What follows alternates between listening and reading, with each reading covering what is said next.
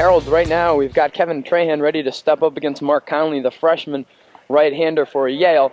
And the Huskies got to keep in mind that they've been outscored in the first 2 innings of play by something like a 39-14 in runs scored. So if the Huskies today are going to have to try to get on the board in the first 2 innings and keep that margin down to a minimum if they can. Okay, Tommy Capalbo, the coach at first base, Andy Baylock, running out to his familiar spot in the third base coaching box. Pitching on the mound is Mark Conley, the freshman from Yale. We have no statistics at all from Yale University, so we will not be keeping you up with the batting averages and the hitting or pitching of the Yale team. We do have Connecticut statistics. Right now, first man up, Kevin Trahan, the first pitch to him, called strike one. Here at Yale Field, the Huskies with a record of 5 wins, 12 losses, and 1 tie versus Yale with 11-8-1 record. They had a very good trip down south, coming up over 500. Next pitch low. Count goes up to 1 ball and 1 strike. Trahan in the year, as we said, batting .267, 16 for 60 from the plate. 4 extra base hits, 3 doubles, and 1 triple. Curveball high. Count rolls up to 2 balls and 1 strike. On deck for the Huskies, Mark Grimoli. Outfield playing straight away for Trahan. Called strike 2. Trahan has not taken a swing yet today. The count, 2 balls and 2 strikes. And Mark Conley was a very fast worker, already checking in on the sign. Here's the 2-2 pitch. Swung on, a line shot up the middle, and a base hit. The first Husky up to the plate gets a base hit, and he's the first runner for the Husky. Kevin Trahan on first base with a line single. Trahan's got to have his hands ringing right now. He's wearing both batting gloves. It looks like he took an inside pitch a little bit off the fist and fought it off. And I'm sure it's got to be ringing the hands a little bit, especially on an afternoon like today. That's going to bring up Mark Grimoli. Grimoli on the year, hitting .214. Batting lefty, we should be looking for a bunt possibly. First pitch outside corner, ball 1. Huskies have been having some problems getting good hitting when their pitching has gone bad. Pickoff attempted first, but Trahan is back with no problems. Huskies wearing their road blue tops with their white pants, Yale, and their home white pinstripes. Low in the dirt, runner going for a steal, slides in safe. And Trahan has a stolen base. For him, on the year, it is his 3rd stolen base. He is 3 for 4. And the ball was low, so the count goes to 2-0 on Mark Grimoli. Yale catcher Tony Paterno had trouble getting the ball out of his glove. I think if he came up and gotten a handle on that one, he would have had a better chance of getting Trahan. So the Huskies have a runner on second base. It's Kevin Trahan. 2 balls and no strikes to Mark Grimoli. Conley looking, throwing a ground ball to the shortstop, but it's bobbled off his glove, and it's going to be a error as Mark Grimoli goes all the way to first base as the shortstop Bob Brook makes the error. Kevin Trahan holding at second base. So the Huskies have runners on first and second with no outs. And the batter will be Tommy Capalbo. Looked like Bob Brook took his eye off the ball, maybe anticipating what Kevin Trahan was going to do at second base. And he let the ball go right off his glove and really could not pick it up again. Lucky break for Grimoli. I'm sure he was trying to go to the right side with that one, possibly move the runner over to third, but he couldn't get it out. The fastball caught him off guard, and lucky break for him. He's on first. Good pitch by Conley, keeping it on the outside. Here's Tommy Capalbo. Capalbo leading the team in hitting. Curveball in the outside corner, ball 1. Capalbo, left-handed hitter, hails from Westerly, Rhode Island, the home of Larry Pansiera. 2 Huskies on, no outs here in the top of the first inning. Harold Darak along with Mark Boudreau and Al Connor from Yale Field in New Haven, Connecticut. It is a cold, cold afternoon. The 1-0 pitch, low inside, ball 2. There's a fastball right at the knees to Tommy Capalbo. Nice play by Paterno to keep that ball in front of him.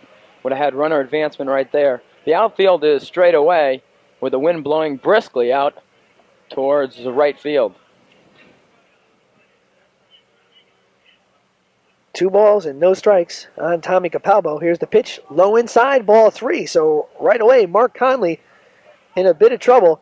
He has 2 men on and a 3-0 count to Tommy Capalbo. The on-deck batter is Jim Considine. Capalbo way back in the box right there, Harold. You notice his back foot almost out of the batter's box.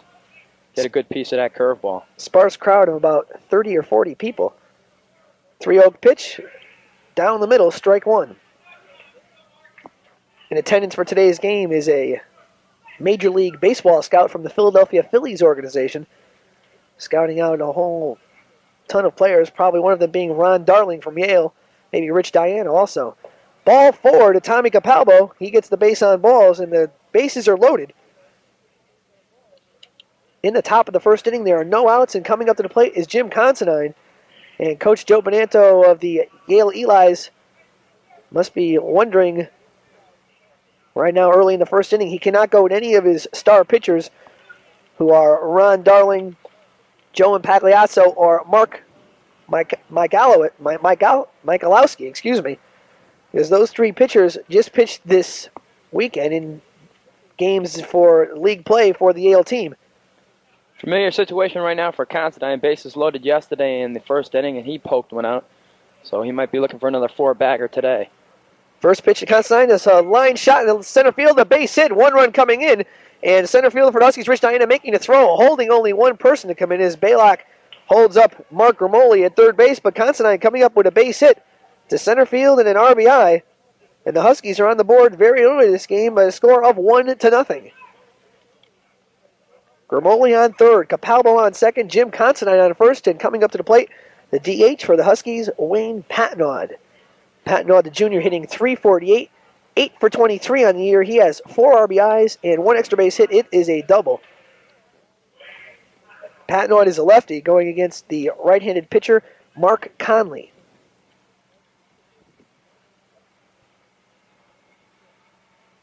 Conley checks the sign, winds and delivers. High ball 1. Can't hit with that curveball. He's trying it 3 or 4 times so far, Harold, and looks like he's missed high every time. Huskies hitting Mark Conley pretty well when they do. 3 line shots. One was a hard line grounder to the shortstop, 2 line into center field for base hits. The 1-0 pitch, outside ball 2. We are at the top of the first inning, and Coach Joe Bonanto wants to talk to his pitcher. Connecticut 1, Yale 0. Bases are loaded with no outs. Inning started off, Kevin Trahan lined a single into center field. Stole second base. Mark Grimoli hit a shot to the shortstop, Bob Brook. Brook bobbled it, dropped it, and Grimoli was on at first base as Trahan held at second. Capalbo then walked to load the bases, and Considine singled, sending 1 runner across the plate. And that's where we stand right now. Bases loaded, no outs, 1 run in, and Wayne Patnaud at the plate. We've got some bullpen action right down the left field line. It looks to be number 10, Brian O'Connor, the senior right-hander, throwing down there. And it looks like they sent an assistant coach down now, and he's kind of getting ready in a hurry. So we might see some bullpen action rather early here in this game. Nobody out. Just underway. The 2-0 pitch. Fastball down low. Count goes up to 3-0. And you could bet that Wayne Patnaud is probably going to be getting the take sign here. Huskies could use the free pass to send in the run. They had a lot of runs walked in the Lafayette game, if you remember, a couple weeks ago. 3-0 pitch, ball 4. And another runner coming across for the Connecticut Huskies. Easy RBI for Wayne Patnaud to score Connecticut 2 and Yale 0. And coming up to the plate is Tom Rossi. Rossi pitched yesterday. He got the win in relief. The sophomore out of Watertown, Connecticut, 1-0 on the season with a 0.00 ERA in his 2 innings of pitching. Batting pretty highly, too, so far. Coming up to the plate, he's hitting .310 with a little bit of speed. Conley still going from the set. Bases loaded with Huskies. First pitch down the middle, strike 1. That's a beauty. Right on the knees. And Conley not going to give an edge at all for any chance for maybe a suicide squeeze. Although in this situation, the Huskies are going to let a few boys swing away, I'm sure. Capalbo at third, Considine at second, Patnaud at first. Pitch curveball inside, ball 1. Still a lot of warming up in the Yale bullpen. O'Connor trying to get ready. Yale has not gotten one Husky player out yet. 1-1 pitch, fouled out of play behind home plate. Well, going back for it is the catcher, Tony Paterno, but it drops right in front of him. And the count goes up to 1 ball and 2 strikes.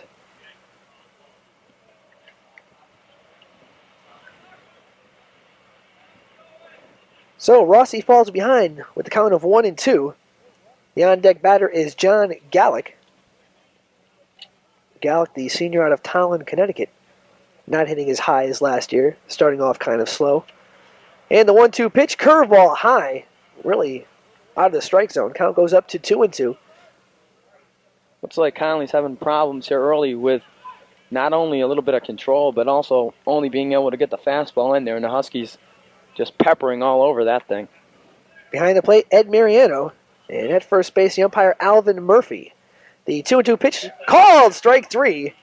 Right on the knees on the outside corner with a fastball. So Rossi goes down swinging, or not swinging, looking, make that, for the first out of the inning. And the first strikeout of the game for Mark Conley. So we have one away here in the top of the first. Connecticut leads 2-0, and coming up to the plate is John Gallick, the left fielder. Capalbo on third, Constantine on second, Wayne Patnod on first. The bases are loaded with the UConn Huskies. And the first pitch, low and outside, a fastball, ball 1. Paterno didn't like the call. He thought maybe he caught the knees, but it looks like the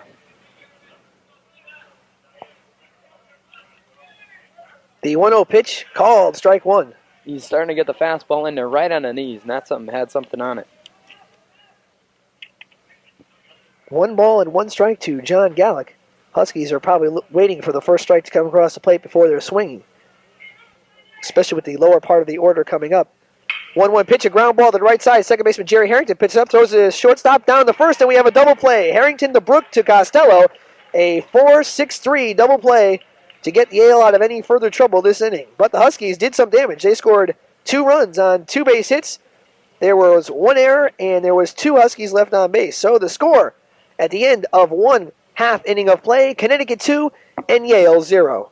Harold Darak back with Mark Boudreau and Alan Connor here at Yale Field. The score, Connecticut 2, Yale coming to bat here as the Huskies coming up with 2 quick runs in the top of the first inning. Trahan started off with a single to center field. Stole second base. Mark Romoli reached on an error by the shortstop Bob Brook. Capalbo walked to load the bases. Then Jim Constantine hit a single right up the middle to knock in 1 run. Patnod walked to walk in another run. But Tom Rossi struck out and John Gallick grounded into a double play. The score, Connecticut 2 and Yale coming right up to bat. Harold, we're going to see Costello, Conley, and Diana. 1, 2, 3 in that order. Diana, the center fielder, will be batting in the 3 spot. And if we happen to get to number 4, we'll see Ron Darling, the cleanup hitter. Costello getting set number 9 to get into the batter's box.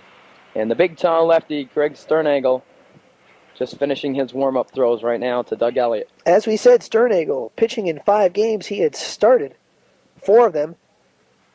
He pitched yesterday, walked the only 3 batters he faced. He has 1 complete game. His record is 0 wins and 3 losses with a 6.27 ERA. That's just a little bit higher than UConn average. Huskies averaging a 6.12 earned runs allowed average. Batting .267 as a team, but their pitchers are letting the opponents bat .296. If you haven't got out and seen Sterney pitch yet, he's a big, tall lefty and reminiscent of Steve Carlton in style with the big high kick, although he doesn't have quite Carlton's velocity on a few of those pitches. Dan Costello will be leading it off for Yale. As we said, we have none of the statistics for the Yale Elis. Costello is a left-handed hitter, and he is playing first base. Huskies playing pretty much straight away for Costello. First pitch swung on, a fly ball to left field. John Gallick going back, and it's going to go over his head. It's going to drop in for a base hit. Costello rounding first, going to second, and he has a stand-up double as John Gallick just really misplayed that ball. Costello, a high fly ball in left field, and it went over Gallick's head, and he is standing on second base with a double. Poor jump by Gallick on the ball. He turned the wrong way. He turned to his left. The ball ended up bouncing to his right, about 7 feet short of the fence, and Gallick played it off the hop. Tough break for the Huskies. Mental error goes in the book for John Gallick. You have to remember the wind is blowing out to left field also. The wind might have taken it. Gallick might have misplayed it because of that reason. Next batter, Mark Conley, the pitcher. There's no DH in this game for Joe Bonanto's troops. First pitch low. It was a fastball, ball 1. So the Huskies, who started off with 2 runs in the top of the first, have gotten into trouble with the first batter. In the bottom of the first, Dan Costello standing on second with a double. 1-0 count to Conley. Low ball 2. Craig Sternagel keeping the ball nice and low, but it's just missing.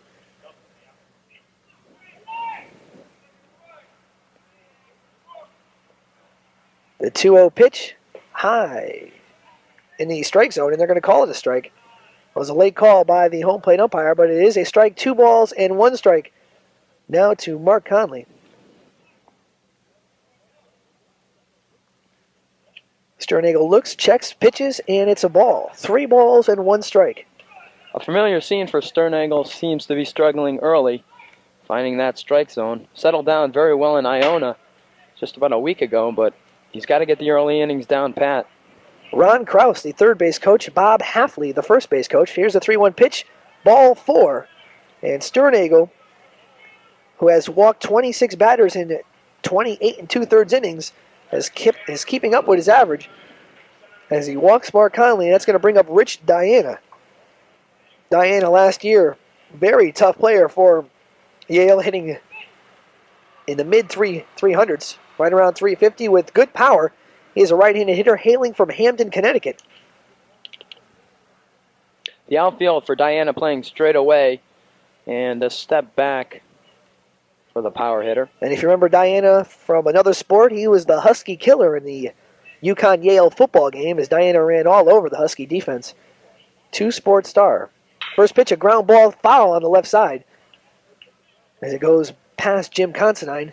The count, no balls and 1 strike. That Sternagel fastball looked very appetizing. Yes, sir. The word I was looking for to. Rich Diana, and he got everything of that one as he rolled it foul right down the third base line. 2 Eli's on. The 0-1 pitch, curveball, called strike 1. Curveball coming over the top to make that called strike 2, and the count goes to no balls and 2 strikes. Costello on second, Mark Conley on first, 0-2 the count to Rich Diana. And the pitch almost hits Diana in the head. He falls down. Good play by Elliott. Count goes up to 1 ball and 2 strikes. I'm sure Sterney there wanted to waste one, but not quite where it went. Diana's a little bit too big to be throwing at his head. Yes, I think so. A very cold, cold day here at Yale Field. Still overcast. The sun is trying to shine through. 1 ball, 2 strike. Foul back and almost hits us. It looked like a little bit of the ABC TV Howard Cosell shot, but we're right in the reach of every foul ball behind the plate. Almost had a souvenir there for Andy Young. Almost had a souvenir for us. Right. Your girlfriend wouldn't have been too happy with that one. 1 ball, 2 strike count. Curveball just misses. A little bit high. The count goes up to 2-2. After that play, I hope Diana strikes out. I tell you, that takes the chill out of any afternoon. Warms you up quickly. The 2-2 pitch. Swung on. A pop-up to the right side. Coming in for it is the right fielder, Kevin Trahan. He calls off the second baseman, makes the play. No runners advancing. So 1 out on the Diana flyout, and that's going to bring up Mr. Everything for Yale, Ron Darling. Darling, the pitcher outfielder, who had a nice article written about him in Sports Illustrated, the number 4 batter. Darling last year, of course, did the damage against the Huskies. He came in pitching relief in the last 3 innings to quiet down a Husky rally while hitting 1 home run and knocking in a few runs. 2 Eli's on. Costello on second, Conley on first. The first pitch to Darling swung on, a high fly ball out of play on the right side. Count goes to 0 balls and 1 strike. Mr. Sternagel's fastball looks a little quicker. It may be a little quicker than it looks, I should say, because the batters aren't getting around on it as Diana flew out. If you're scoring that one, F9 on the score sheet for that one. And right there, Darling follows it off to the right side. Sneaky fast with the high kick and the slow motion.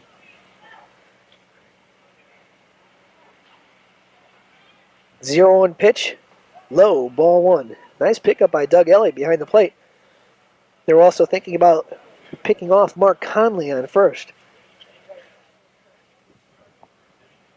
The on-deck batter, Joe Dufek.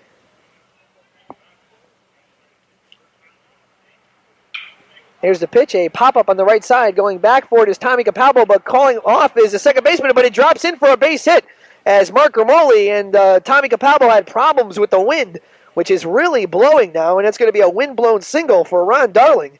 On the right side, bases are loaded full of Elis, and Joe Dufek steps up to the plate. So we have Costello on third, Conley on second, Ron Darling on first, and if this ball goes up into the air, the fielders are going to have a hard time finding where it's going to land. It's got to be disheartening for Sternagel, being the pitcher out there and just standing there watching the high pop-up and watch three guys running circles around that ball. First pitch of Dufek, a called strike one. That's the second really wind-blown hit. Costello's double should have been an easy out for John Gallick, but it blew right over his head, the first batter of the game. Next pitch, called strike two, so Sternagel now bearing down, figuring he's going to have to do it himself. One out here in the bottom of the first. Connecticut up by the score of 2-0, but the Elis are threatening with the bases loaded.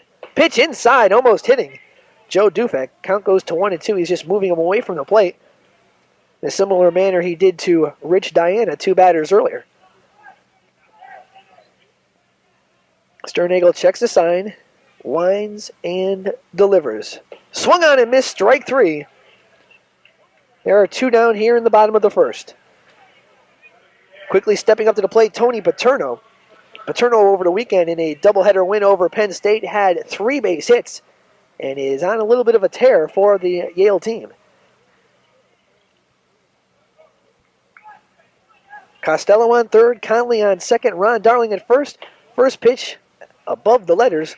It was a nice fastball. As you can hear that ball popping, ball one. We'd like to thank Andy Young for assisting us back, engineering back in the studio. Inside strike zone, 1-1 as it just nipped the corner. We'd also like to thank the commander, Kevin Kranick, for giving up his airtime so that Harold and I could bring you this action. 1-1 pitch, low and inside, 2 balls and 1 strike. Looked like that one just missed the knees.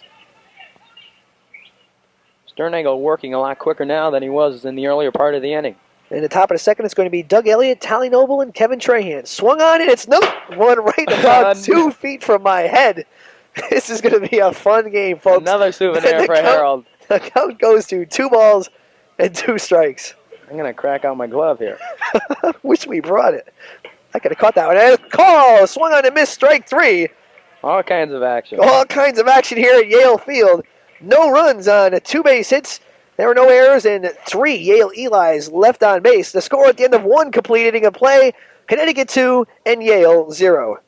Harold Darak along with Mark Boudreau and Al Connor trying to survive the foul ball situation here at Yale Field. In exhibition baseball action yesterday, it was Texas 3, Kansas City 2, Pittsburgh 14, Cincinnati 1. The Mets taking on the Chins 7-2 to Atlanta. The Yankees shutting out St. Louis 6-0. San Diego defeating Seattle 3-1.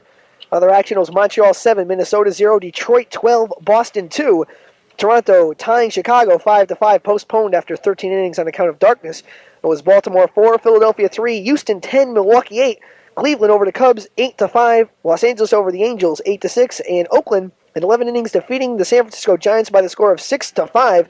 We're in our last week of the grapefruit season in professional baseball. As it looks right now, Detroit on top of the American League 22-10. Followed by California, Oakland, and Chicago.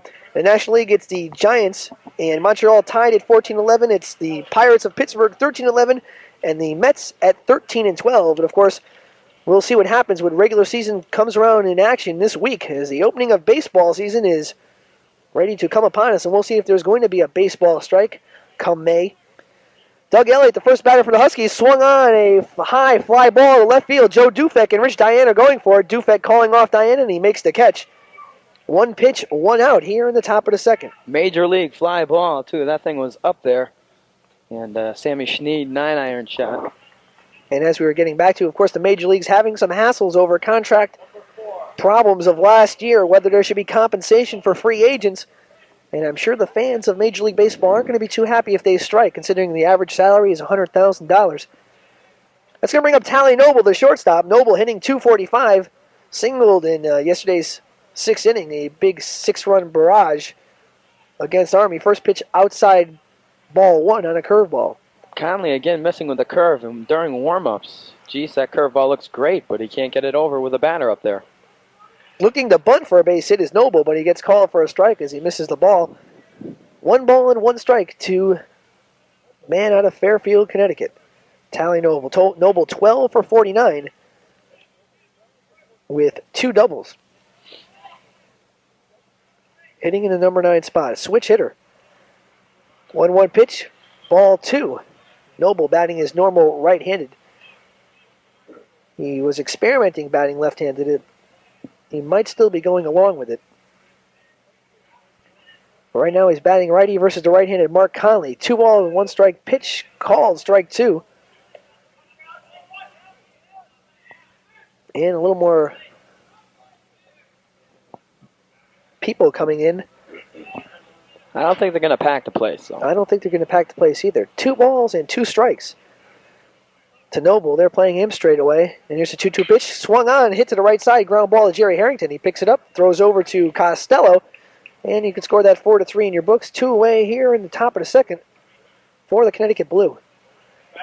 Noble with a weak swing there, kind of just got a piece of it on the outside corner, almost threw the bat at the ball, and a meager ground ball to the second baseman.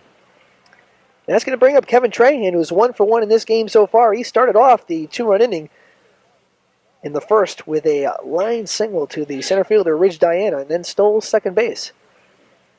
He is a right-handed hitter, and he steps up to the plate. First pitch in the dirt on a fastball, 1 ball and no strikes.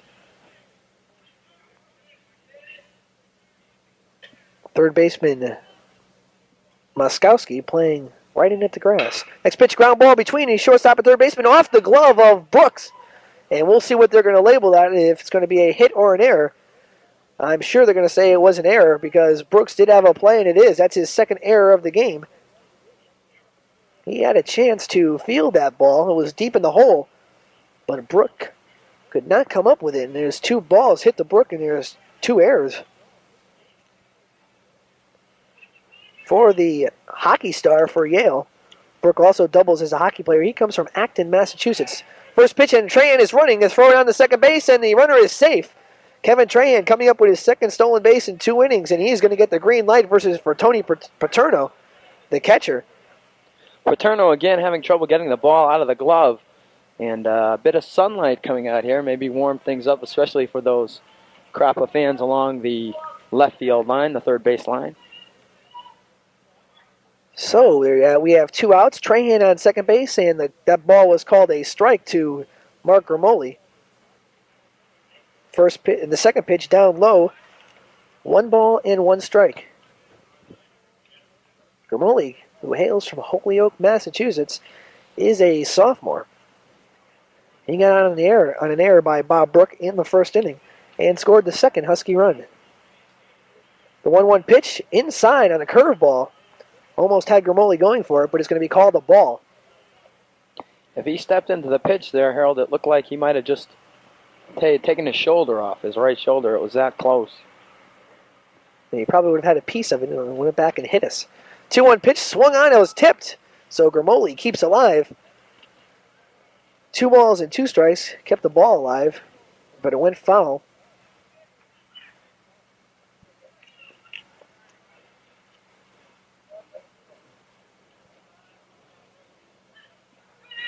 And the 2 ball, 2 strike pitches almost set to get underway. Trahan on second base. Mark Conley looking in the sign. Now Grimoli calls timeout, steps out of the box. Did not like how long Conley was taking to figure out what pitch he was going to throw. No action in either bullpen. Conley checks the sign, checks the runner on second base, fires. It's low in the dirt. Ball 3. 3 balls and 2 strikes. Full count to Mark Grimoli. The on-deck batter, Tommy Capalbo, and the sun is now shining through very brightly here at Yale Field. Hopefully it'll warm some things up. Maybe the wind will go away and we'll be all set. And here's the 3-2 pitch. Trahan is running. It's in the dirt. Trahan gets a stolen base, and going to first will be Mark Grimoli. So that's a walk, and Trahan with a very tough steal of third base as the ball went right off the heel of the catcher's glove, Tony Paterno. And that's his third stolen base on the afternoon, and it's only the second inning, so Trahan may be going for some sort of record if he keeps up on this tear. Trahan on the year is now 5 for 6 in the stolen base category, tied for the team lead with Tom Rossi. And stepping up to the plate, Tommy Capalbo. So Huskies are on the corners. Grimoli at first, Trahan at third, and they try to pick off Grimoli at first. The ball is high, but caught by Dan Costello. No runners advancing. And Capalbo is now up at the plate. First pitch to him, outside ball one. It looked to be a screwball. Or a fastball that just sailed away from Capalbo. We do not know the record for stolen bases in one game. For a season, it's 22 by Dennis Donovan. Another pitch, outside ball two. So they're trying to keep the ball away from Capalbo. They feel that the report is if you pitch it inside, Capalbo will pull it, and pull it with power. And they are correct. So they're going to try to keep this ball away from Tommy Capalbo. They walked him in the first inning trying to do the same thing. Here's a 2-0 pitch inside ball three. So Mark Connolly, trying to outthink his batter, is doing so, but unfortunately is not getting the ball across the plate. And it looks like we're going to see some more bullpen action right now. Brian O'Connor going back out, number 10, going out to warm up for Yale. 3 balls and no strikes, and here's the pitch, outside ball four. So Capalbo picks up his second walk, and again the bases are full of Connecticut Huskies. Those first 3 ball players doing the trick for the Huskies. They have gotten on base a total of 6 times in 6 tries. And for Conley, that's his 4th base on balls he's given up here early. He has 4 walks and 1 strikeout to go along with 2 hits, and Coach Joe Bonanto again wants to talk to his pitcher, Mark Conley. See what's going on. Brian, I think that O'Connor is warming up. He is a pitcher first baseman. He used to start at first base for Yale team a couple years ago. Right now he is quickly warming up. Bonanto giving his pitcher some time to do that by talking to the pitcher at the mound, Mark Conley. See what they're going to do to try to get rid of Jim Considine. Considine, first time up, knocked in the first run for the Huskies with a line base hit into center field. A similar situation also. He had the bases loaded, as he does right now. Considine has 14 RBIs on the season. He is 3rd in the team in that category. Pitch, curveball in the outside corner, ball 1. This might be the last batter Conley's going to see if he doesn't settle down and get an out right here. Huskies could really rattle up the Yale team with a nice base hit here and some more runs. 1-0 pitch, called strike 1 on the outside corner. A fastball from Mark Conley. That was a beauty, knee high. The outfield for Jimmy Considine is straight away, and they are playing about average depth. Most of these outfielders for Yale playing straight away. They all have speed and good arms. Joe Dufek, Rich Diane, and Ron Darling can get to the ball. 1-1 pitch, outside ball 2. And as Jimmy Considine really familiar with this situation, hit a grand slam home run yesterday in the doubleheader over Army. First inning of the second game here. In this game, he's already been up with the bases loaded. One time he got a base hit, and again, the bases loaded. And you want to see that number 4 man up with the bases loaded. And with the 2-1 count, he's got to be thinking fastball right here. 2 outs. Bases are full of Huskies. Trahan in third, Grimoli on second, Capalbo at first. Curveball fouled out of play. Gutsy move there, throwing the off-speed pitch, and he threw him a little bit off. And it hit the tip of the bat. Way in front of it. 2-2. So, as you thought of very intelligently, he was thinking fastball. But he got the curve, and he was fooled just like you. I guess those Yale players do have a little bit something over UConn. Don't write the station about that one. 2 balls and 2 strikes to Jim Considine. And Conley again. Set. Winds. Delivers fastball. Ground ball to the third base side. Jim Moskowski picks it up. Throws to second for the force out. And Jerry Harrington gets the put out. So the Huskies really thought that they might push across some more runs, but there were no runs on no base hits. There was 1 error by the shortstop Bob Brook and 3 Connecticut players left on. So the score at the end of 1.5 innings of play, Connecticut 2, Connecticut 2, and Yale 0. And if we look into the NBA playoffs, which have been going on since this past weekend, Philadelphia defeating Indiana to win their mini-series, defeated Milwaukee in the first game of their best-of-7 series by the score of 125 to 122 in the Eastern Conference. So Philadelphia leads that series by the count of 1-0. And Chicago, who defeated the Knicks in their best-of mini-series by the score of 2-0, lost to the Boston Celtics 121 to 109 in Boston in their best-of-7. So Boston leads that series by the count of 1-0. And, of course, in the Western Conference, the mini-series are finally done there. It was Kansas City defeating Portland 104 to 95 to win that best-of-3 series 2-1. And Houston surprising the defending champion Los Angeles Lakers 89 to 86, and they won that mini-series. First player up for the Yale Elis is Jerry Harrington, the second baseman. In the first pitch, a called strike one at the knees. Next pitch swung on, a line shot to right field. Kevin Trahan taking 2 steps back, and he makes the catch. A line shot right into right field is a good play by Harrington. Saw the outside pitch, went with it to right field. And we have one out here in the bottom of the second. That's going to bring up Jim Moskowski. Moskowski made that last assist, the last out, last inning by throwing over to Harrington to get Yale out of a possible danger situation. First pitch to him, a fastball, strike one. Moskowski swings on the next pitch. A ground ball just duffled down to Jimmy Considine to throw it to first on the run, and Considine makes a nice play. Score that 5-3. As Considine caught that ball and threw it on the run. 2 outs here quickly on 4 pitches for Craig Sternagel. And that's going to bring up unlucky number 13, Bob Brook. And unlucky it has been so far today. Brook committing 2 errors. 1 in the first and 1 in the second. 1 leading to an unearned run. And there are 2 outs here in the bottom of the second. First pitch called, strike one. Bob Brook having a very slow start, coming right over from the Yale hockey team. Did not practice at all with the baseball team, and he played his first game down south. First pitch on the handle, ground ball to Tally Noble at shortstop. He picks it up long, sort of first, and he makes the play. And the Huskies retire the Eli side 1-2-3 here in the bottom of the second. So nothing across.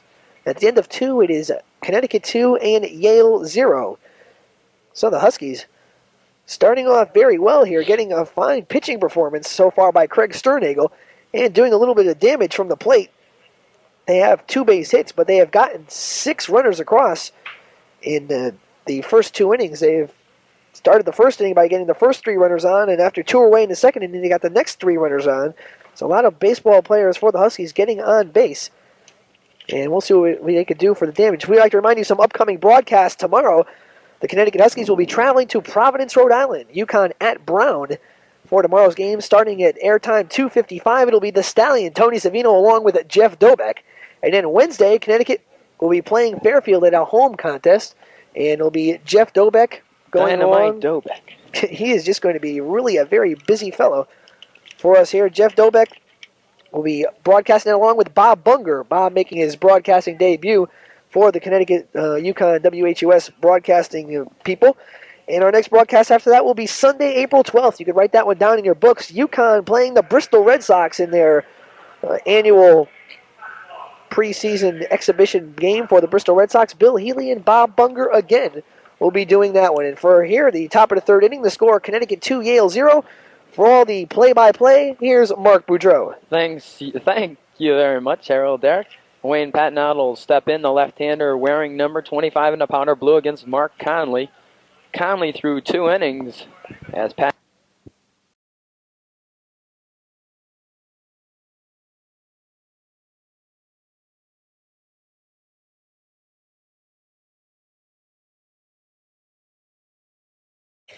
From April 9th to April 13th, it'll be a WHUS marathon. Make sure you're listening to the WHUS radio station this weekend. You're going to a lot of activities. You're going to hear a lot of different things. Of course, you're going to hear a UConn baseball game. The Huskies playing the Bristol Red Sox this Sunday. So call in with your pledges. We're going to have a lot of people on the phone and try to support college radio. Huskies up here in the top of the 5th inning. It'll be Wayne Patnod, Tom Rossi, and John Gallick. Patnod, the lefty, steps up to the plate versus the right-handed pitcher, Brian O'Connor. The first pitch, a called strike one. This is Harold Darak along with Mark Boudreau and Al Connor. And Al looks like to be the most cold out of the 3. taking his first road trip as the field engineer this afternoon. O'Connor, the pitcher, steps off the rubber. Didn't like what he saw. Now steps back on, winds, and delivers the 0-1 pitch. Oh, boy, that was a folly floater. A little bit of a changeup on the outside, very high. And if anything, it was just a waste of the pitch. We almost had another souvenir. And the count goes to 1-1 to Wayne Patnaud. Swung on and missed, strike two, as Patnaud went for the pitch. Couldn't get a piece of it, and Brian O'Connor quickly goes up on the count. No 3 runs on 4 hits for the Huskies. No runs on 3 hits for the Yale Elis. Called strike 3 to Wayne Patnaud. He watched that one. And there's one away here in the top of the 5th. Score that one a backwards K for all you scoring alongside with us. Although Harold's I think you're a backwards K. Harold's may be a little different. I don't know. Oh, he does have a backwards K on the score sheet. And for O'Connor, that'll be his first strikeout. Only 2 for Yale pitching this afternoon. And I'll bring up Tom Rossi. First pitch curveball on the outside corner. It does not catch the outside corner, and it's a ball 1. Number 18, Tom Rossi, hails from Waterford, Connecticut. He is a utility player, can play anything. Ground ball up the middle, fielded by Bob Brook. He throws on the first baseman, Dan Costello. And we have 2 away here in the top of the 5th. The game going a little bit quicker than it did in the first couple innings. Both pitchers, Craig Sternagel and Brian O'Connor, settling down to have most of these ball players hitting the ball on the ground. And the fielding's holding up fairly well. Right now, Yale with 3 errors. All 3 of them assessed to the shortstop, Bob Brook. And 1 for the Huskies, that's to shortstop Tally Noble. That's going to bring up John Gallick with 2 away here in the top of the 5th. And O'Connor's first pitch to Gallick, right down the middle, called strike 1. Gallick, the right-handed hitter, with a closed stance, facing Brian O'Connor. Low, ball 1. In his last at-bat, Gallick had a base hit. And in the first inning, a 4-6-3 double play he was victimized, I should say, by that. 1 ball and 1 strike to John Gallick. Here's the pitch. Swung on, a fly ball to center field. Diana going back. Back, it's going to go over his head, and Gallick is rounding first. Gallick going into second base, so he has a stand-up double, and that's where he's going to hold. He's looking for 3, but the ball, which was bobbled by Jerry Harrington, is scooped up and thrown in. And so John Gallick really excites the UConn bench by coming up with a double right over the head of Rich Diana. And that was a rocket. Diana with good speed. It went all the way out to the facade that is out in center field. The facade making a green facade, and it makes it a hitter's ballpark somewhat.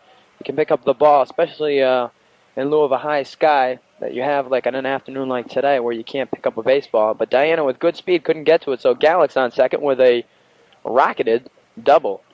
That'll bring up Doug Elliott. First pitch, high, ball 1. Elliott on the afternoon 0 for 2. He flied out to Joe Dufek, the left fielder, in the second, and grounded to the second baseman, Jerry Harrington, in the third. Huskies coming up with their second extra base hit of the game. The first one being a double by Tally Noble. There's the pitch, and a low for a ball. The count goes to 2-0. Harold, Doug's really kind of struggling here in the early part of this season. He's only off to a 240 clip. And that's not like the Doug Elliott of old. Last year he came back from that spring trip down in North Carolina, a hero, batting around 630, 640. Ball outside and low, and the count goes to 3-0 on Doug Elliott. And he checks the third base coach, Andy Baylock, to see what he is going to call, and I'm sure it might be a take sign. You never know. Elliott can be hitting the ball. He should be looking fastball right across the plate. When a man on second base, they might get lucky with a hit. Called strike 1 as he was taking all the way. On deck batter, Tally Noble. Noble's last time up rocketed a double over left fielder Joe Dufek's head.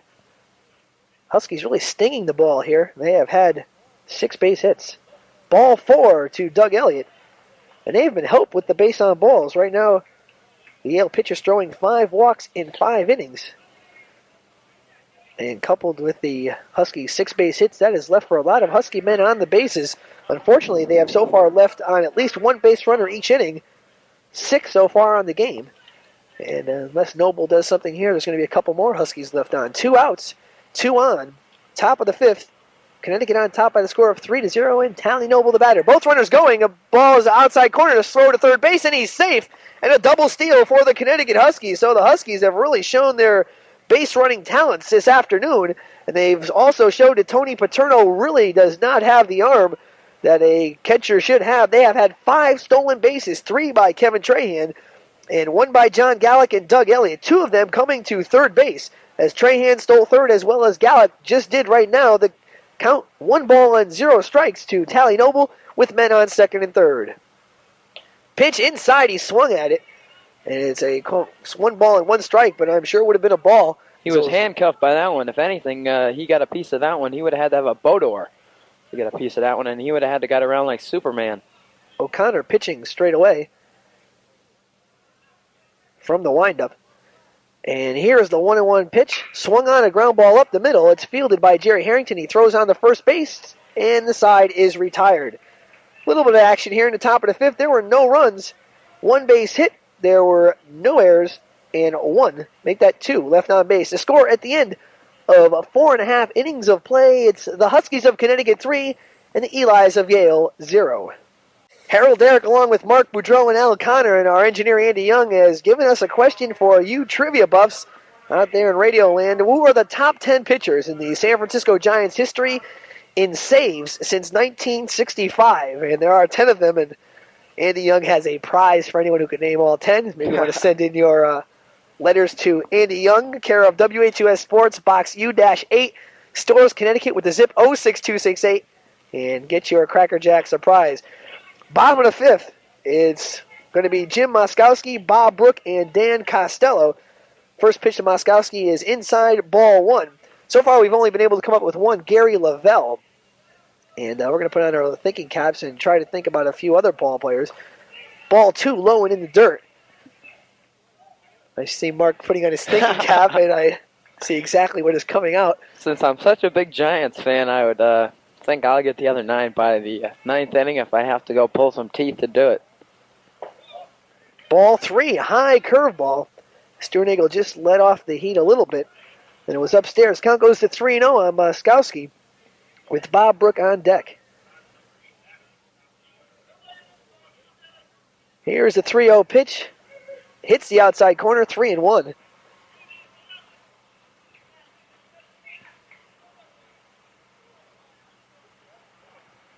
Next pitch, ball 4, and Moskowski earns himself a base on balls. Sternagel gives up his second base on balls here in the 5th inning.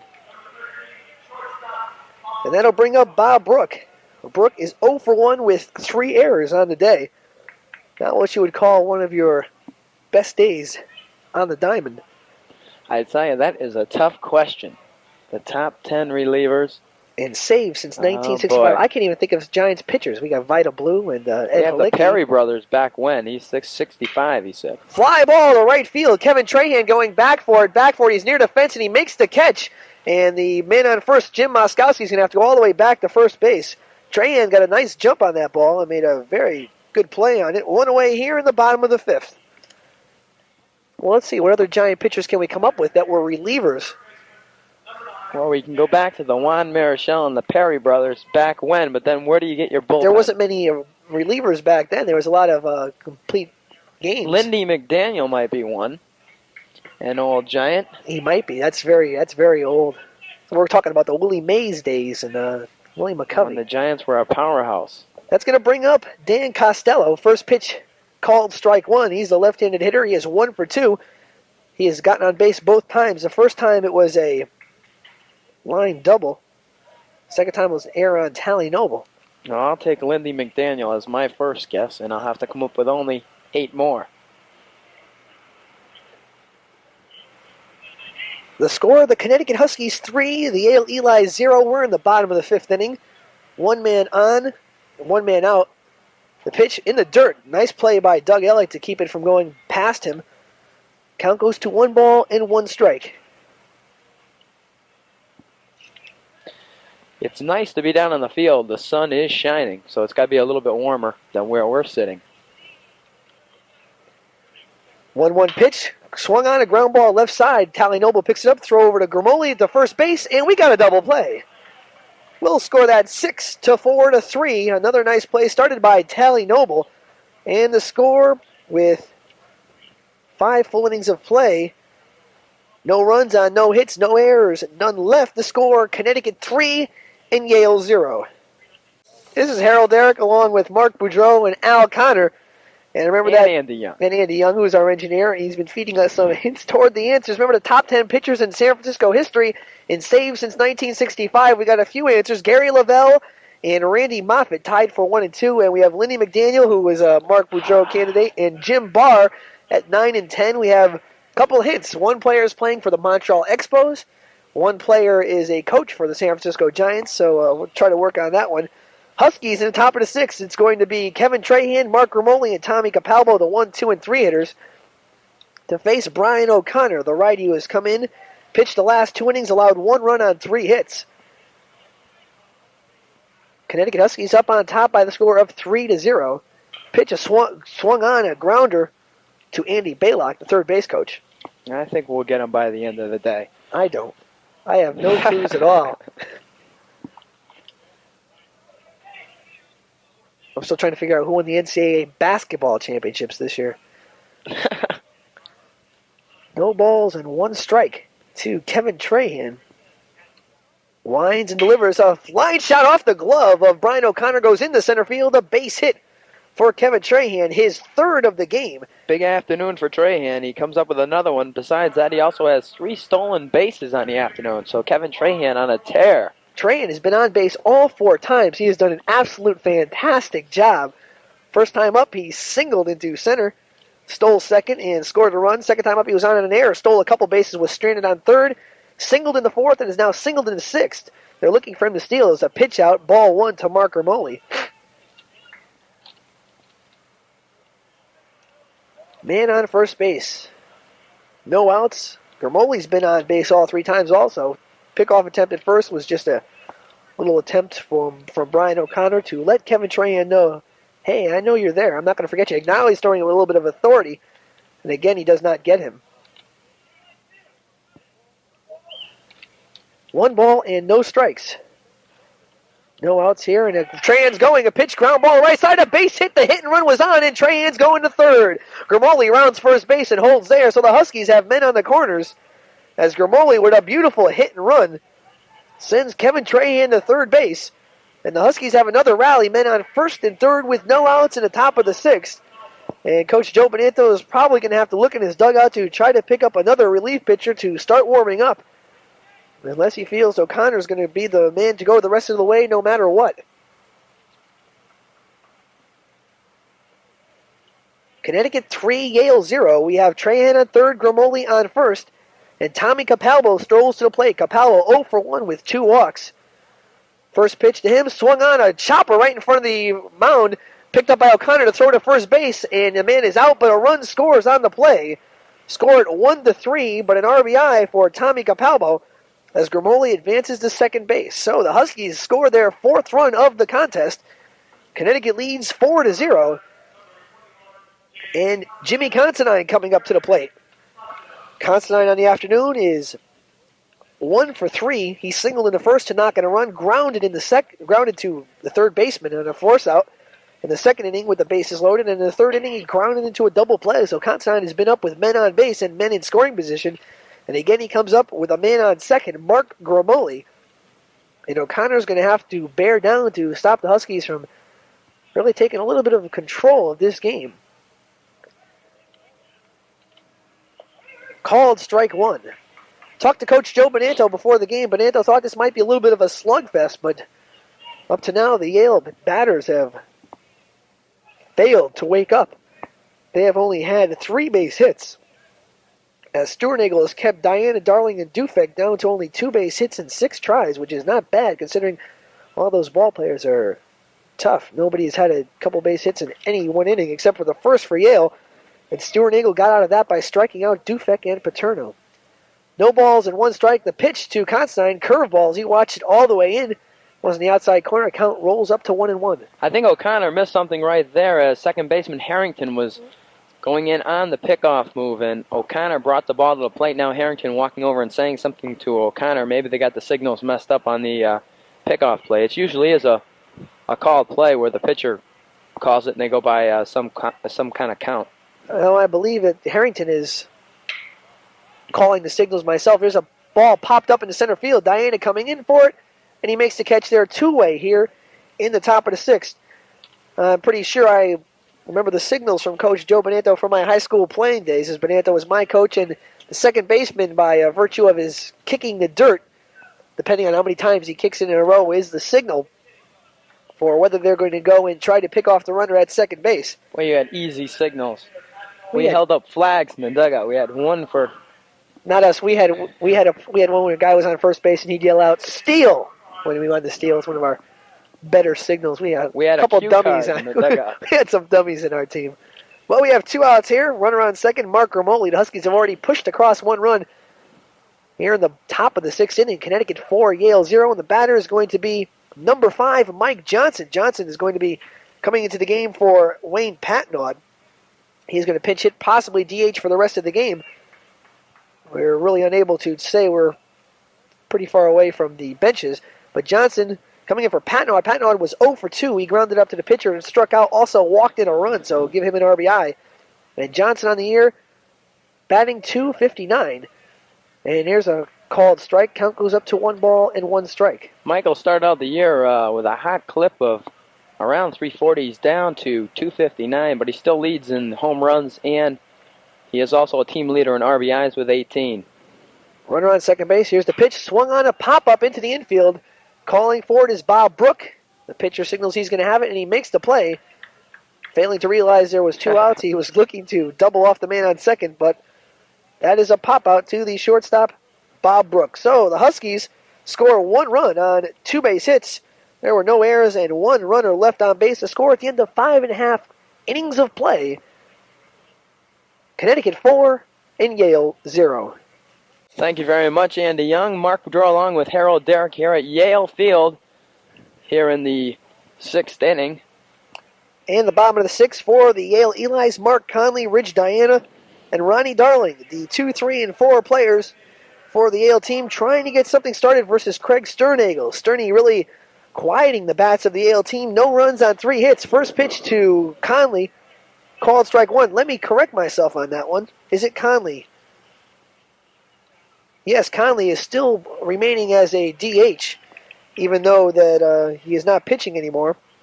Incredible. 1 ball and 1 strike. So Conley was pitching the first 3 innings of play today. Let 3 hits in, walked 4, struck out 1, and allowed 3, make that 2 runs.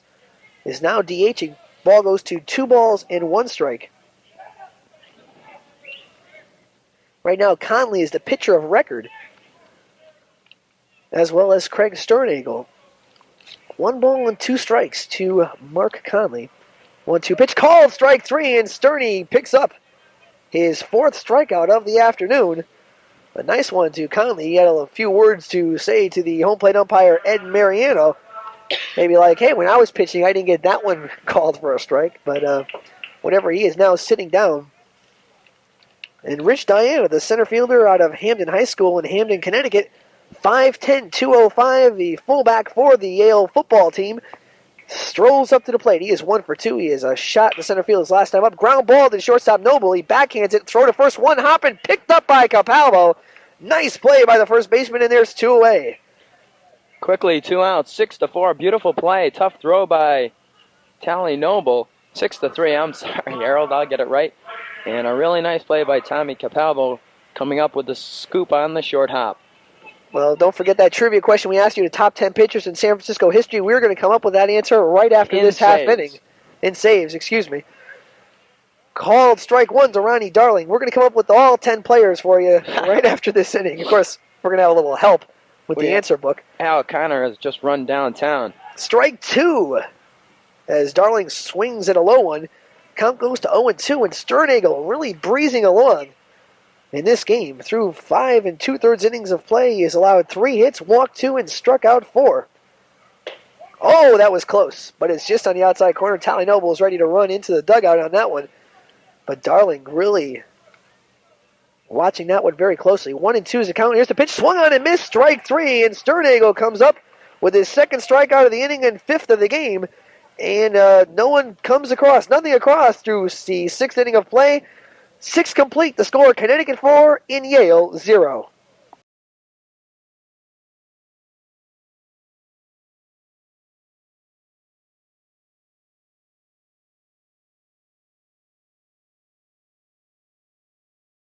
The score, Connecticut 8 and Yale 1. Harold Darak along with Mark Boudreau. You're listening to Connecticut Husky baseball action on the Sound Alternative. Let's pause 5 seconds for station identification.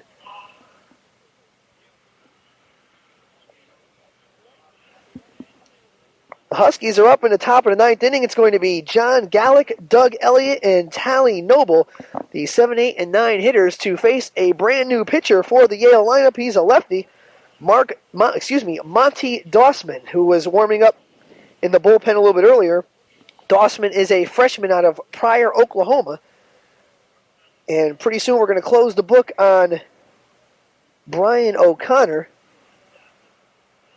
as soon as we figure out these statistics. Mark, can you close the book on Mr. O'Connor? I'll close the door on Mr. O'Connor. Mr. O'Connor pitched 5 innings of baseball. He allowed 9 hits. He only walked 1, and he struck out 1. He also let in 6 runs, all of them, I believe, being earned. We'll have to check on that one. Yes, they were all earned runs, and he is responsible for 6 runs, including a 3-run homer by Jim Considine. So, the first man up, Johnny Gallick. Gallick is 2 for 4 on the afternoon in the lefty versus righty. First pitch called, strike 1. Huskies looking to come across with their 6th win of the year and looking for their 5th victory on the road. Right now they're 5-12-1. Curveball popped up into center field. Coming in for it is Rich Diana, and he tracks it down and makes the catch. 1 away here in the top of the 9th inning. Yale is 11-8-1. If they lose here today, they'll fall to 11-9-1. Doug Elliott now up to the plate. He is 0 for 3 with a walk. The 6-0 Dossman lists at 220, so he's a hefty little guy out there. And, well, 6-0 not being lefty, he's got a funny motion. Called strike 1 on the first pitch. He has rather short arms, and it seems like he's bringing the ball from nowhere. But it gets to you rather quickly. Dossman checks the signs, lines up and delivers. Line shot in the left field. It's deep, and it's going to be a foul ball. No, make that yes, it is a foul ball. I looked at it because it rolled into fair territory, and the umpire really did not make a motion at that at all. We are kind of blinded by a girder right in front of us, but the count goes to 0-2.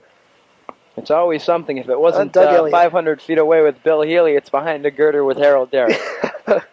All on WHUS. Marty Dossman does not really have that full windup. Throwing on 0-2, low ball 3. Looks a little bit like Jim Cott out there with the good analogy. I was looking for one of those. I couldn't think of one. And here's the 1-2 pitch. Swung on a line shot. This one is fair in the left field. We got a base hit. Rounding first base will be Doug Elliott. He's looking for 2, but he's going to hold up as it's fielded by Joe Dufek and thrown into the shortstop, Bob Brook. Elliott picks up his first hit of the game. He is now 1 for 4. He's been having some problems at the plate. And that's going to bring up Tally Noble. Noble 2 for 4 this afternoon, scored 1 run, and started off a rally in the last inning, even though he was erased on a sacrifice bunt attempt. He started off a 4-run rally with a single. 1 ball and no strikes to Tally Nobles at first pitch high. Score, Connecticut on top 8-1. The scoreboard mistakenly says 7-1. But it's not an official scoreboard. And we are not official announcers. Well, we're official announcers. We're just not professional announcers. 2 balls and no strikes as the next pitch is inside to Tally Noble. Marty Dossman checking the runner on first. He's in the stretch position. Checks the sign. Winds, delivers. High ball 3. So you're going to bet that Noble is going to try to easel out a walk, especially with the 1-2-3 batters coming up next, and especially since Kevin Trahan is 4 for 5 on the afternoon. He is having a fine afternoon here at Yale Field. in New Haven, Connecticut. 3-0 pitch, called strike as Noble is running up the first baseline. That gave Ed Mariano more incentive to call that a strike, and the count goes up to 3-1. Our next broadcast tomorrow afternoon from Providence, Rhode Island, UConn versus Brown. It'll be Jeff Dobeck and the Stallion, Tony Savino. Airtime at 2:55. And after that, UConn Fairfield on Wednesday, a home game. There's ball 4 to Tally Noble. Runners go to first and second. On Wednesday, the Fairfield game will have Bob Bunger making his WHUS sports debut, along with Jeff Dobeck. Bullet Bob Bunger and Dynamite Jeff Dobeck. I tell you, what a team. And the Stallion Tony Savino, not to mention a host of others. And don't forget that WHUS marathon from the 9th through the 13th. Al Collum, as you see him, Connor will be coming on later in the season. We'd like to thank Al today for being our field engineer. Also, Andy Young and Bill Healy for doing a fine job back in the studio. Trahan up to the plate. First pitch was a ball. Runners on first and second. Elliott at second. Tally Noble at first. And looking in and coming across with the 1-0 pitch, Marty Dossman called strike. That looked a little bit inside and high to me, but gets a strike. And almost over the catcher, Tony Paterno, almost overthrowing the pitcher, Marty Dossman, which could have been a very big error by the catcher, allowing the Husky runners to advance. But we have 1 out, 1 ball, 1 strike, 2 on, and the leadoff batter, Kevin Trahan, at the plate. Dossman checks the signs, winds, delivers a line shot in the left field. Going in for it is Joe Dufek. He makes the catch. So they're quickly 2-away here in the top of the 9th. That's going to bring up Mark Gromoli. Huskies coming up with their fifth turn at bat for each Husky. Gromoli is 1 for 4, but he has reached base every single time. First inning, he got on an error, walked in the second, got on a fielder's choice in the 4th, singled in the 6th, and another fielder's choice in the 8th. He has scored 2 runs and knocked in another. 2 outs here in the top of the 9th. A very, very cold afternoon here at Yale Field. The sun peeking through, but it's been overcast and sunny, mixed in and out. Man on first and second, Dossman winds, delivers, curveball inside. Ball 1. Lefty versus lefty is Gromoli batting left-handed. Took the words out of my mouth. Versus the left-handed pitching Marty Dossman. They're playing him to pull, too. The right fielder, Darling, shaded over quite a bit towards the right field line. As well as center fielder Rich Diana. Inside, ball 2. On deck, Tommy Capalvo to be followed by the number 4 hitter, Jimmy Considine. And I'm bringing my quartz heater for the next game. I don't know about you, Harold. Will there be a next game for you? That's what I'm thinking. Frostbite. 2-0 pitch right across the strike zone. 2 balls and 1 strike. Well, we went by the trauma center for Yale New Haven Hospital. I might take a stop in there on my way back. The toes are a little cold for this afternoon, but it's nice out in the field. We just happen to be under a roofing here, so. We'd like to thank Andy Young and Bill Healy for engineering this afternoon. Next pitch, ball 3. And right after this broadcast up until 6 o'clock, you can hear Bill Healy play the best of rock, rhythm and blues, jazz, and all the rest. And you can hear Bill Healy every Monday morning on the Sound Alternative, 6 to 9. And I know Mark is saying to himself, plug me, plug me. Of course, Mark Boudreau, 6 to 9 on Friday mornings. The corners, bookends. A shot, right field, a base hit for number 7, Mark Gromoli. Rounding third base and scoring will be Doug Elliott. And coming to third base, no, they're going to throw him out at the plate. As a throw from right field comes in, and Doug Elliott nailed at the plate.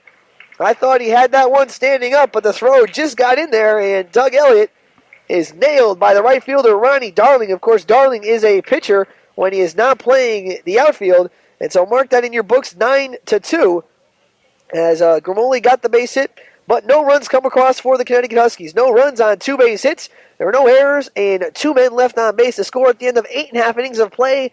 Connecticut 8 and Yale 1. Harold Darak and Mark Boudreau both surprised here as Doug Elliott was thrown out at the plate from Ronnie Darling out in right field. The score right now, Connecticut 8 and Yale 1. Robert Brennan, right after this game, will be up with the WHUS News. And we also got another change. Jeff Dobeck will not be announcing on Wednesday's game versus Fairfield. Instead, it'll be Bill Healy bringing you that game with Bullet Bob Bunger, as tagged by Mark Boudreau. And right now we're in the bottom of the ninth inning. We'll see if Craig Sternagel can come up with a complete game, and can the Huskies win game number 6 to score 8-1. The batters Sternagel will face are Joe Dufek, Tony Paterno, and Jerry Harrington. All three of them on the day so far 0 for 9. In the first pitch, strike one by the big lefty. The 0-1 pitch swung on a pop-up into center field. Racing in for it is Tom Rossi. He went back to begin with. He dives and does make the play. A beautiful play by Tom Rossi. He really misjudged that ball to start off with, but he made up for it and used his speed to come in, making the diving play, and we have one away here in the bottom of the ninth. That's got to be a little embarrassing for Rossi. His first 3 strides were back, but I think he might be fighting a little bit of the sun out there. And with the high sky, you just don't get the jump on the ball that you might on a different day. And we cannot even tell exactly which way the wind is blowing because the flags have been taken down.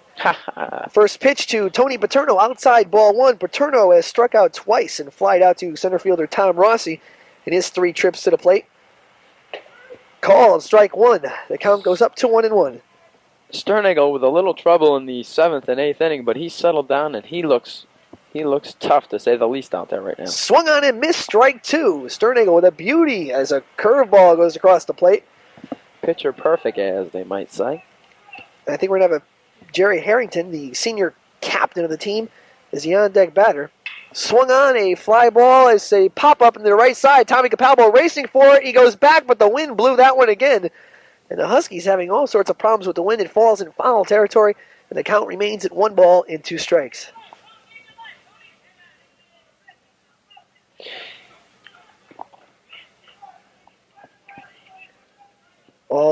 Both teams getting set back onto the field as not only Capalbo but Mark Romoli and Kevin Trahan racing after that. 1-2 to Tony Paterno, the catcher. And here's the pitch. Curveball, pop up to the right side. Racing in for it is Kevin Trahan, and he makes the catch as he calls off Tom Rossi. F9 for Tony Paterno, and we are 1 out away from a Connecticut Husky victory. And with the big interstate rivalry, you would expect a pretty good crowd, but I'd say we have about 50 people scattered here at Yale Field. Including the players. Yes, and Channel 8 is here getting some highlights. Maybe we'll make the news tonight, Harold. Called strike 1 to Jerry Harrington. He's 0 for 3, lined out to right, grounded to the shortstop, and grounded back to the box. Next pitch grounded to the right side, picked up by Mark Romoli to throw to first, and this one belongs to the Huskies. A 1-2-3 inning in the bottom of the ninth, nothing across. And the final score from Yale Field in New Haven, Connecticut. The Connecticut Huskies 8 and the Yale Elis 1. We'll be back to wrap it up right after this. The final line score, the Connecticut Huskies 8 runs on 14 hits and 1 error. The Yale Elis 1 run on 4 hits and 3 errors. The Huskies leaving on 11 runners on base, up their record to 6-12-1. The Elis, who left 6 on base, fall to 11-9-1. Winning pitcher Craig Sternagel went all 9 innings, allowed 1 earned run on 4 hits, 4 walks, and 5 strikeouts. His record is 1-3. Mark Conley takes the loss. He pitched 3 innings, allowed 2 runs, 1 of those earned, 3 hits, 4 walks, and 1 strikeout. The Huskies started things off right from the top of the first inning. Kevin Trahan, who had himself a whale of a day, who went 4 for 6 on the afternoon, led it off with a line single in the center field. He stole second base. Mark Romoli got on base on a Bob Brook error, 1 of 3 for Brook on the afternoon, put men on first and second base. Tom Capalbo walked to load the bases, and Jim Constantine singled in 1 run. After that, Wayne Patnod strolled to the plate, walked in the second run, and the Huskies took the 2-0 lead, all they really needed in the afternoon. Yale Elis tried to come back in the bottom of the first. It looked like they were going to make a game out of it. Costello led off with a double into left field. Conley walked, but Rich Diana flied out to right. The inning wasn't over yet as Darling singled to load the bases. Joe Dufek and Tony Paterno followed by striking out. In the 4th inning, the Huskies led off by a double by Tally Noble. Kevin Trahan singled, putting men on first and second base. Mark Romoli attempted to bunt, and they tried to throw the ball to second base to get Kevin Trahan, but it was dropped by the shortstop Bob Brook. Tally Noble crossing the plate on that one, leaving the Husky runners on first and second. Capalbo grounded into a force out, putting men on first and third, and Jim Constantine grounded into a double play, but 1 run scored in that inning, and the Huskies led it by the score of 3-0. In the 6th, Trahan led it off with a single. Mark Romoli singled, and Tommy Capalbo grounded up to the pitcher, who by this time was Brian O'Connor. O'Connor threw on the first, but Kevin Trahan crossed the plate, making the score Connecticut 4 and Yale 0. And then the top of the 8th, Connecticut really iced the victory. Tally Noble started off by singling. Kevin Trahan also singled. And the next pitch was a fielder's choice as Mark Romoli attempted to bunt. It was a fielder's choice as they threw out Noble at third base, keeping runners at first and second. Tom Capalbo followed with a single for 1 run, and then Jimmy Considine sent it over the 360-foot mark in left field. His second home run in 2 games, his third RBI, or his fourth RBI of the contest, and sealing the Connecticut victory with their 8 runs. And by this time, they had an 8-0 lead. In the bottom of the 8th, Yale came back with 1 run on a simple walk, fielder's choice, walk, fly out, and a single by Rich Diana. And that was all the runs scored in the game. The final score was Connecticut 8 and Yale 1. Mark? Just a super effort by Craig Sternagel. That's about all I have to say because he just went out there. He knew what he had to do. A little shaky in the beginning. He settled down and pitched one heck of a ball game. So once again, the final score, UConn 8, Yale 1. Thanks for listening to Connecticut Baseball Action here on WHUS. Our next baseball broadcast will be Tuesday, April 7th, when the Huskies take on Brown from Providence. Airtime for that one, 2:55.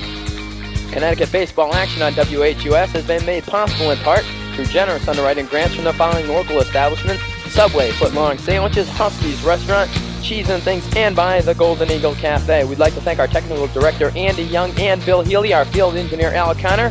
And so for Al, Harold, Andy, and Bill, I'm Mark Boudreau saying so long from Yale Field. Connecticut Baseball Action is a WHUS sports presentation. UConn athletics covered completely, extensively, and exclusively on WHUS Stores, the sound alternative.